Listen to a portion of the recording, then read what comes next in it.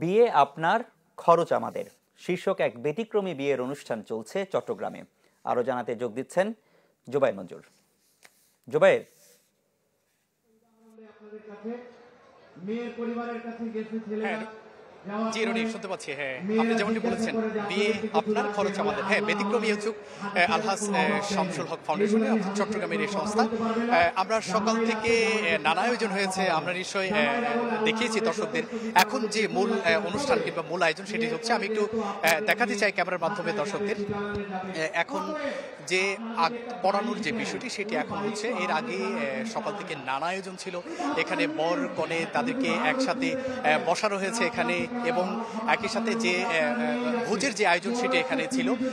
রনি, কয়েকটি বিষয় একটু জানিয়ে রেখে, এটা আলহাজ শামসুল হক যে ফাউন্ডেশন আছে তাদের দ্বিতীয়তম আয়োজন, এবং আজকে বা এবারের আয়োজনটি কিন্তু অনেক বড় পরিসরে হচ্ছে। অর্থাৎ বিয়ে আপনার, খরচ আমাদের, এর বিশেষত্ব যদি আপনাকে একটু বলে রাখি, আপনার মাধ্যমে দর্শকদেরকে একটু জানিয়ে রাখি। এখানে বিয়ের সব ধরনের খরচ কিন্তু এই ফাউন্ডেশন অর্থাৎ আলহাজ শামসুল হক ফাউন্ডেশন কিন্তু বহন করছে। বিশেষ করে বর কনের সাজ সজ্জা, একই সাথে যে খাবার দাবার যে আয়োজন সেটি, আরেকটি বিশেষ প্যাকেজ এখানে ঘোষণা করা হয়েছে সেটি একটু জানিয়ে রাখতে চাই। এখানে 16 জন বর কনের বিয়ে হচ্ছে, অর্থাৎ 8 জন দম্পতি রয়েছে, 8টি দম্পতি রয়েছে।